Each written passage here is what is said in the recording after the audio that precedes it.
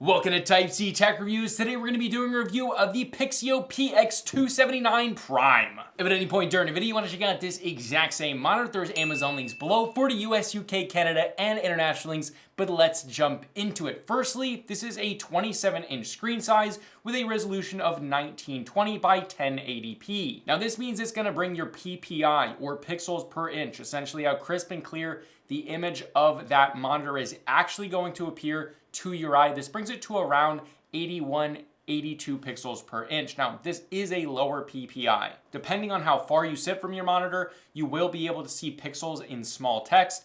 In games, it's not going to be as noticeable because there is movement, but like your HUD, you may be able to see pixelization. This all depends on how close or far away you sit from your monitor. However, the flip side of that is that because you're only pushing 1080p, it will be much easier for a less powerful, cheaper rig to be able to push those high frame rates that this monitor needs. Now for the panel type, this is an IPS panel, which means you're gonna get good viewing angles, colors, and long-term reliability and durability. These things don't break down, they last forever, and there's no chance of burn-in. But with that, let's talk ports. This has one HDMI 2.0, two DisplayPort 1.4s, a USB Type-A that is only for firmware updates, so that's unfortunate, but then it has one 3.5mm audio jack. Now that's it. However, that's pretty much what we expect, but those display ports, not just the display port, but the HDMI as well, are all capable of doing full 240 hertz. And that's really the main draw here. This is a 240 hertz gaming monitor that is an IPS panel still, because you'll find a lot of VA panel 240 hertz cheap gaming monitors, which don't make as much sense to me as an IPS-based panel. And we'll get into that more. But for variable refresh rate, this has FreeSync Premium and works flawlessly with NVIDIA cards G-Sync. But with that, let's move on to brightness. How is this? Well, brightness in SDR is actually really good here. Tested at over its 400 nit rating, just shy of 430 nits of brightness. This makes for a very vibrant image, and it's good enough to keep away most reflections in brighter rooms. Now, HDR slightly decreases the overall full screen brightness, however, definitely increases the highlights, as well as giving a slight but definitely noticeable bump in colors. The colors look a little bit more vibrant and pretty. Now, this isn't going to be the most amazing HDR experience ever just because it doesn't have true black levels, because it's not mini LED lit. It doesn't even have a super wide color gamut, but it gives a little bit of a bump that I find myself using it quite a bit in games that are well optimized for HDR. Now, one last thing to mention with HDR, unfortunately, once you're in HDR, you have no adjustments. You cannot adjust colors or anything like that, so that is a little bit of an but the majority of the time, I think most of you will probably have this in SDR anyway. No one's buying this for its HDR capabilities, but it is a nice plus that it does pretty good. All right, now let's talk colors. This is exactly what I expected here. This covers more than just the sRGB color space, which is a win for sure, since this is an IPS panel and at this price point and 240 hertz, it's like, yeah, I just expected 99% of the sRGB color space, but no, it covers a little bit more. Not a massive amount, but in SDR, because this is an IPS panel, colors look vibrant and pretty in games. Premiere Pro, it's totally fine if you're just like an up-and-coming YouTuber or a content creator, but if you're really doing professional work for like print, this is not going to be a monitor that's going to work for you. Now, out of the box accuracy actually wasn't too bad. It's definitely not super accurate out of the box, but it's just not wildly off, which is really what I like to see, because if things are wildly off, even playing games is not great. Like when things are way too blue, way too red, way too green, and a mix of those, that's when it's like, this needs some work. But yeah, out of the box, this is totally fine. But let's get deeper in that. With the menu system, there's some weirdness going on. There's a few weird things with this monitor that don't make it deal breakers, but definitely something to consider. When you're changing the color temperature, when changing from like cool to warm to sRGB or any of those, in any of the modes other than user, which is the one that you can change and modify and tune how you want, anything other than those, it seems like it artificially locks the brightness. And by that, I mean the brightness is still adjustable. You can go from 1 to 100%. However, the brightness changes so much that I don't think it's just the actual colors changing the brightness, because that is true. Those cooler, whiter tones are going to be brighter than a warmer tone. Just if we're talking white to white, it's going to be dimmer. However, this is to such a massive level that it's artificially changing the brightness. So to get that 430 nits that I was talking about, you have to be in user. If you're in some of the other color temperature modes, it'll bring it all the way down to like 220 nits. So I originally thought, well, that's something I can just go in brightness, and every time I change that, it's just dropping the brightness, and that's just not the case there. So that's a little weird, but again, not a big deal because just leave it in user. That's the best one to do anyway. All right, but let's talk about accuracy. I tuned this very, very slightly without doing a full calibration, and all I had to do was just literally pull down the greens by 1 notch. So everything, red's at 50, green's at 49, and then blue is at 50, and it was actually much, much better after that. However, the weird thing here is that to change all of those colors, to tune them and modify them yourself, you have to go to color temperature to user, and then click again, select user again, and that gets you into that color tuning page. Now, the weird thing here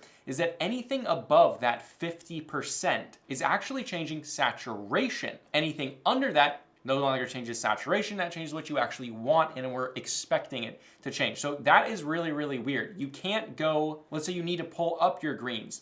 If it's at 50, you can't just pull up your greens because that's just changing the saturation. You'll have to pull down your blues or your reds and then modify that from there. So it's a weird way to do it. It really should have been 2 different settings to change. But again, not a deal breaker, but definitely something to look out for because anything above 50 is not really doing anything besides just making your panel look ridiculous. All right, but with that, let's move on to contrast ratio and backlight bleed. Because this is an IPS panel, it's only getting a 1000:1 contrast ratio.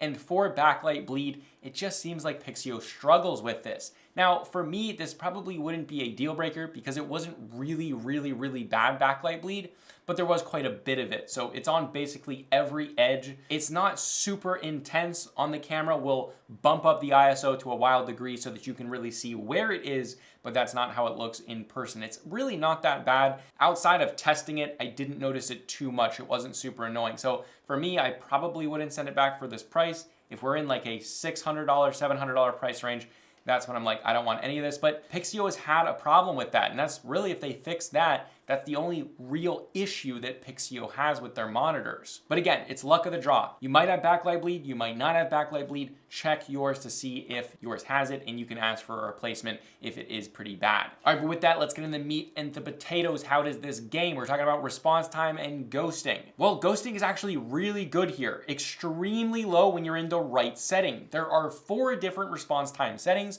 Off, which I always find to be hilarious. It's like, no, we're just gonna have our response time in off. What does that mean? Okay, so you have off, low, medium, no, middle, and then high.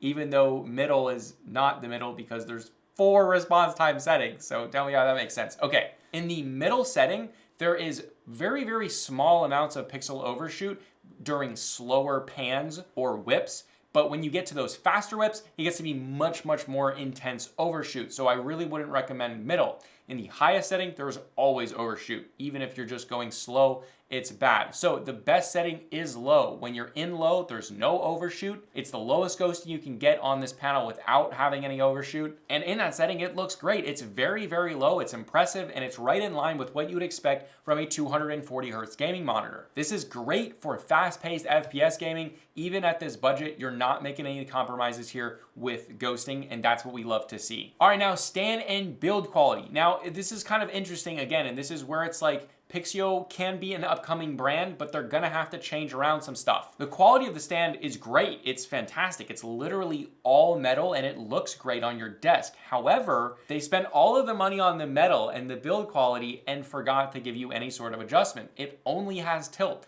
There's no height, there's no swivel, there's no rotation. It's just tilt, and even that, there's not much tilt there. Now, this isn't a deal breaker because monitor arms exist that are very, very inexpensive, but still, I probably would have preferred cheaper materials, cheaper plastics, but having that height, tilt, swivel, or at least just height. All right, now the menu system. For the most part, this is actually not bad. You get to it going underneath the monitor and it's on the back, but you don't go in from the side, which means if you have a dual monitor setup, you can still access your menu system, which is great. It uses a joystick, which is fairly intuitive most of the time. And the only thing is some things are a little bit hard to get to. The majority of the settings are very easy and seamless and intuitive to find, but like when you have to go to color temperature to user and then click on it again, there's nothing on the screen that I can remember that shows you that you can click on it again that will bring up a menu system. So there's certain things like that where it's like, it's a little bit buried, it's a little bit hidden, but after you use it a little bit, you do get used to it and you learn it. All right, for Vesa compatibility, this is compatible with 100mm by 100mm Vesa mounts, and this would be an awesome monitor